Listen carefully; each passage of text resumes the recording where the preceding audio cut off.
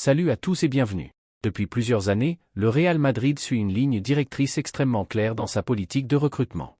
Une stratégie qui peut sembler risquée dans un football où les prix explosent, où les clubs se battent pour attirer des stars confirmées, et où la pression médiatique pousse souvent à des achats impulsifs. Pourtant, Madrid a choisi une voie différente, ne plus investir massivement dans des joueurs déjà établis, mais construire une équipe jeune, durable et évolutive. Cette approche, appliquée avec constance depuis près de 7 ans, a transformé le club en un modèle de stabilité sportive et économique.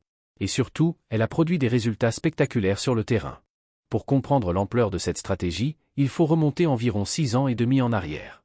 C'est à cette période que le Real Madrid réalise son dernier transfert majeur d'un joueur de plus de 25 ans, déjà considéré comme une star mondiale.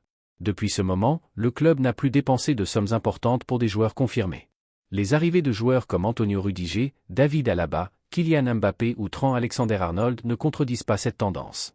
Certains sont venus libres, d'autres pour des montants réduits, ou dans des situations particulières, comme Trent, recruté pour anticiper son arrivée avant une compétition internationale.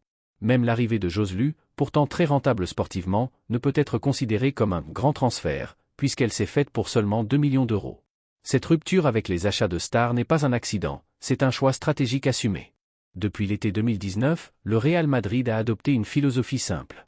Recruter des joueurs très jeunes, capables de rester 10 ans au club et de devenir des piliers de l'équipe première.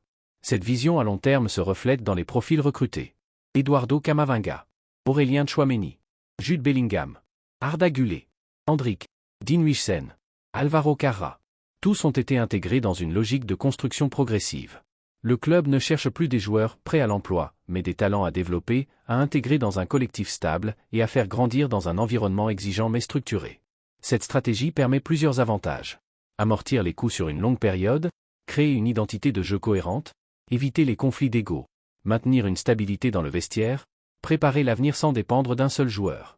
Et surtout, elle permet de bâtir une équipe capable de dominer sur plusieurs années, pas seulement sur une saison. Depuis 2019, les succès du Real Madrid sont impressionnants. Le club a remporté plusieurs Ligas, 2 Ligues des Champions, une Coupe du Roi, des Supercoupes d'Espagne et d'Europe, une Coupe du Monde des clubs, une Coupe intercontinentale. Ces trophées ne sont pas le fruit du hasard. Ils montrent que la stratégie basée sur la jeunesse n'est pas seulement viable, mais qu'elle est extrêmement performante. Alors que d'autres clubs dépensent des centaines de millions pour tenter de rester compétitifs, Madrid avance avec une vision claire, une gestion financière saine et une cohérence rare dans le football moderne. Le dernier nom associé au Real Madrid est celui de Kees Smit, jeune milieu de terrain néerlandais de l'AZ Alkmaar. À seulement 19 ans, il est déjà considéré comme l'un des milieux les plus prometteurs d'Europe. Son profil correspond parfaitement à ce que recherche le club. Jeune, talentueux, capable de devenir un joueur clé sur le long terme, et surtout, disponible pour un montant raisonnable comparé aux transferts à 3 chiffres de certains milieux de terrain récents. Le Real Madrid voit en lui un futur cerveau du jeu, un joueur capable de structurer le milieu de terrain et d'apporter cette créativité que le club estime avoir un peu perdue avec le temps. Smit n'est pas un achat opportuniste, il s'inscrit dans une logique de continuité. Même si la stratégie du club repose sur la jeunesse, une réflexion existe en interne. Le Real Madrid doit-il recruter un joueur plus expérimenté pour retrouver une certaine maîtrise au milieu ? Le club analyse cette possibilité, mais pour l'instant, la tendance reste la même. Les jeunes gagnent le débat.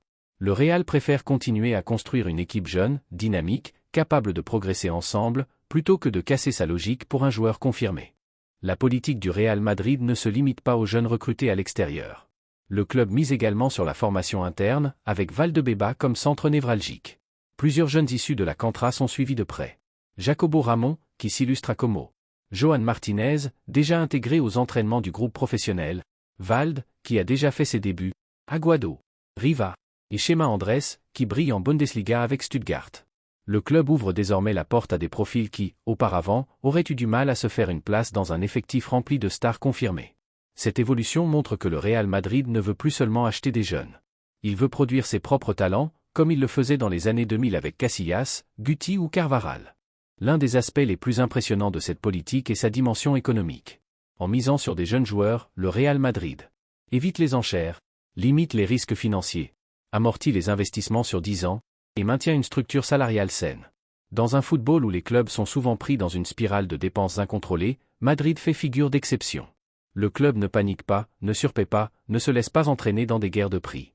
Cette stabilité financière est l'un des secrets de sa domination sportive. Ce qui distingue le Real Madrid, c'est sa capacité à penser à long terme. Alors que beaucoup de clubs réagissent aux résultats immédiats, Madrid anticipe, planifie, construit. La stratégie repose sur 3 piliers. Recruter jeune. Développer en interne. Maintenir une stabilité sportive et économique. Cette vision permet au club de rester compétitif année après année, sans dépendre d'un cycle ou d'une génération. En résumé, le Real Madrid a réussi à créer une stratégie unique dans le football moderne. Une stratégie basée sur la jeunesse, la patience, la cohérence et la stabilité. Alors que le marché devient de plus en plus irrationnel, Madrid avance avec une vision claire et des résultats qui parlent d'eux-mêmes.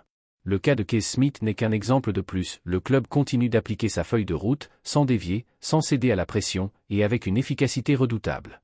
Cette stratégie pourrait bien devenir un modèle pour les clubs du futur, dans un football où la gestion intelligente devient aussi importante que le talent sur le terrain.